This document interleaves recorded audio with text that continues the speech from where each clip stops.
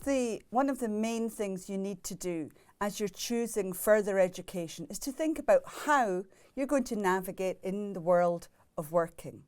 And one of the important things to decide is how to get a blend of what we would call theory and practice. Obviously, the theory comes from your education, the course that you choose to follow. And going to a course like in international management, like we see at the Higher School of Economics Graduate Business School, provides you with a strong academic foundation and a lot of very practice-oriented learning. But in addition to that, you manage to get the best of both worlds by getting valuable practice from practitioners, people, your lecturers, students, alumni, and people like myself who support the business school, giving actual real-life practice about what the world of business and the world of work is like. So really what I'm encouraging you to do is think about how you can build a foundation of education, but thinking all the time ahead about how you can get the best of both worlds in building your future career. Once you've done that, I think you also need to look about what you value and what you want as you grow, as you build your personal and professional development and career. In our company, and the company is Šnajder Group, it's an international consulting company, we look at three main values, three main value groups. We look about people who are responsible for the results. We look at people who are going to be open and transparent in how they operate with each other. And we also look very much for people who are hugely engaged with us and show initiative about how they want to build and grow their career. So it's very important, and especially all the research will tell you that as generations are changing, one thing in particular that the new generations that are coming through, whether this is Gen Z, whether this is Gen Alpha, what they're doing as they're coming through, they're having clear vision of what they value for their own personal development and what they value from future employers, and before they get to the employers, what they value from their educational establishment. In our company, what we value, we ask our employees, because we like many companies, we hold employee opinion surveys, and we want to know what our employees value. And when we did our most recent people opinion survey, we saw that the people who worked in our company, three things that they really valued were the colleagues. Huge number, 94% said this is what we value most in the company. It's the environment that's built. It's a company of colleagues, of like-minded people working together. That's what we like. And that is supported also by the atmosphere. You'll see there are 88% of people who said what we really like is the atmosphere in the company. And then 86% the line manager. Now that's a good number. 86% of people are saying, I come to work because of my colleagues, the atmosphere in the company, and the line manager. Interestingly, what our company opinion survey results might not show is, but I think what the underlining fact is here, because we're a consulting company, the combination of the colleagues, the atmosphere, and the manager is the projects that they work on. So that's working with our clients. That is working in an atmosphere where people work together to provide services for the clients, and that provides both the culture, the atmosphere, and the overall working atmosphere that our people like. Also there, of course, the underlying message for me as an HR person is about the leadership, and it's about why people stay at a company and why people also want to join a company. And really there, it's about the leadership that we see, because it helps build a team. I think it's quite clear that people will join a company because they believe in the values, which we mentioned before, because they want to work on the projects that they're told about. But they stay with a company because of the atmosphere. They stay because of the manager, the leader who develops them, who invests in them, helps people deliver, and leads to a stronger result. So people come to a company because of what they believe, the shared values, the proposition of great projects to work in, and they stay because we're able to provide them with interesting projects, development opportunities.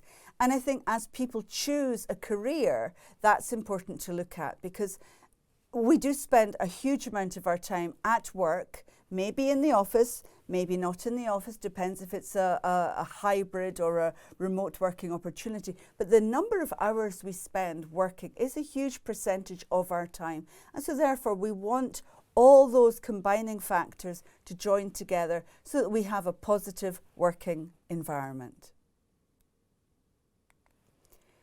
But the world of work is changing.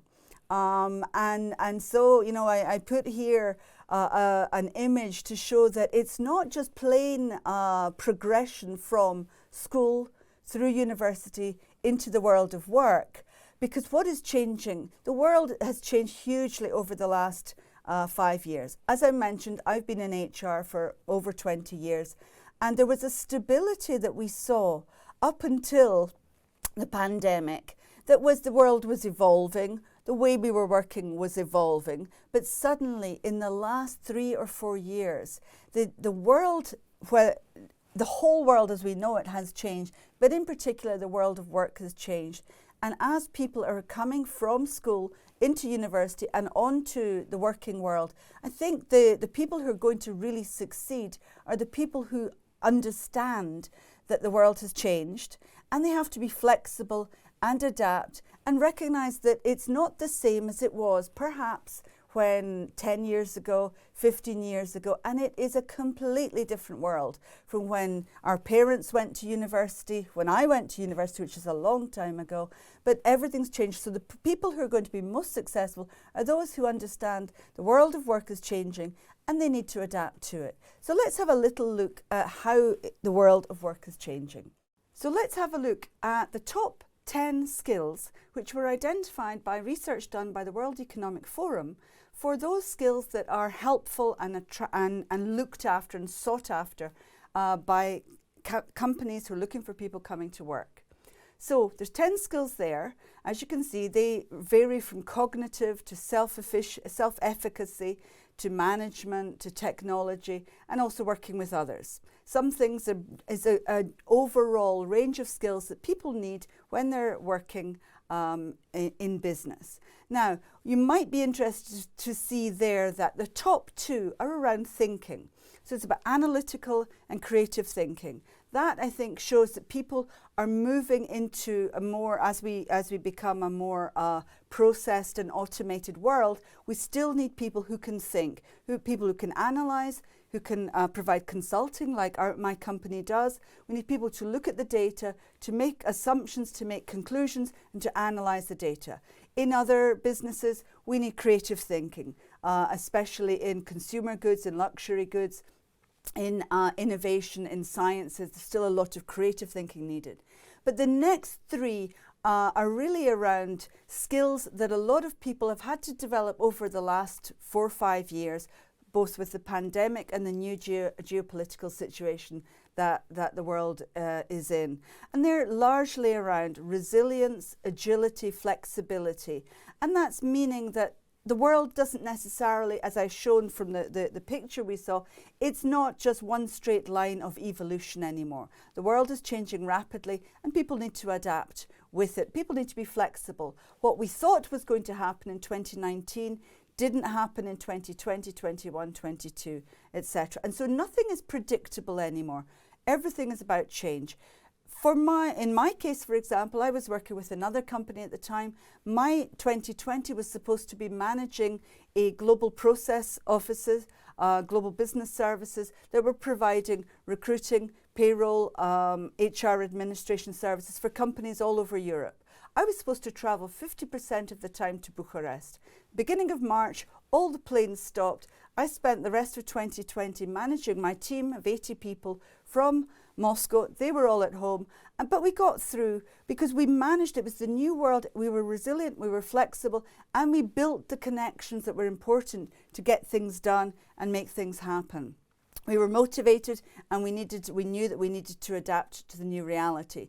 Along with that came a curiosity, I think, of guessing how things work, how things were going to happen, and wanting to understand better how things were going to progress.